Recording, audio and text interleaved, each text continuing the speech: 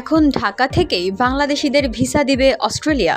আজ বৃহস্পতিবার প্রধান উপদেষ্টার প্রেস উইং থেকে এক বিজ্ঞপ্তিতে এই তথ্য জানানো হয়েছে। প্রেস উইং থেকে জানানো হয়, অস্ট্রেলিয়ার স্বরাষ্ট্রমন্ত্রী টনি বার্ক বৃহস্পতিবার বাংলাদেশের স্বরাষ্ট্র উপদেষ্টা লেফটেন্যান্ট জেনারেল জাহাঙ্গীর আলম চৌধুরীর সঙ্গে এক ফোনালাপে জানিয়েছেন, এখন থেকে অস্ট্রেলিয়ার ঢাকায় অবস্থিত তাদের হাই কমিশন থেকে বাংলাদেশি নাগরিকদের জন্য ভিসা প্রসেস করবে।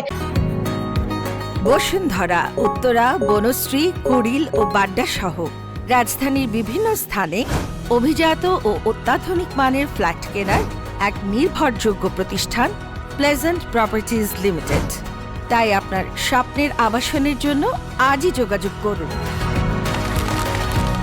Pleasant properties limited, where destiny matches eventually.